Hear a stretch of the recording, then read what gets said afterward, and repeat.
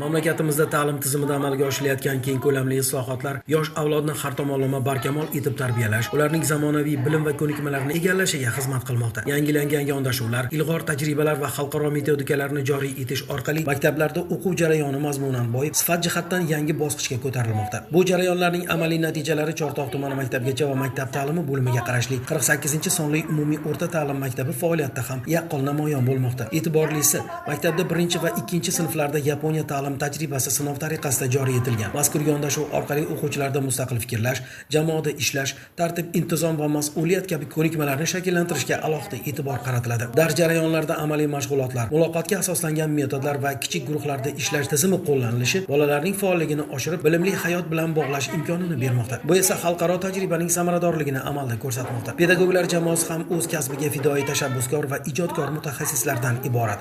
Ular darslarda yangicha uslublarni qo'llab, har bir o'quvchining qobiliyatini ro'yobga chiqarishga intilmoqda.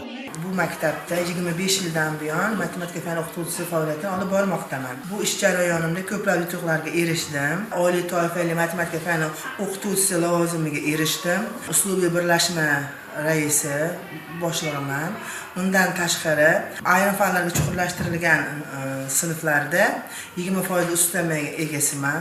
Xalqaro SAT jamg'armasida 50% ustama olaman. Hozirgi kunda 12 million oylik maosh bilan ish faoliyatimni olib bormoqdaman. Buning uchun yurtboshimizga o'z minnatdorchiligimni bildiraman. Maktab o'quvchilari esa fan olimpiadalari, ko'rik tanlovlari va sport musobaqalari hamda ma'naviy ma'rifiy tadbirlarda faol qatnashib, munosib natijalarni qo'lga kiritishmoqda.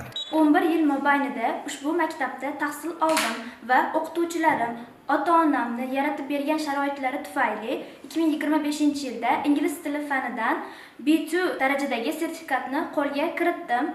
Shu bilan birga ona tili fanidan A darajadagi sertifikatni qo'lga kiritdim. Erishilayotgan yutuqlar ta'lim sifati va tarbiyaviy ishlarning samarali yo'lga qo'yilganidan dalolat beradi. Umuman olganda 48-sonli umumiy o'rta ta'lim maktabida olib borilayotgan tizimli ishlar, xalqaro tajribaga tayangan dars jarayonlari hamda pedagoglarning mas'uliyatli mehnati ta'limdagi islohotlarning amaliy ifodasini namoyish etmoqda. Ushbu maskanda yaratilayotgan sharoit va imkoniyatlar kelajak avlodni bilimli, intiluvchan va raqobatbardosh etib tarbiyalashga xizmat qilayotgani bilan ahamiyatlidir.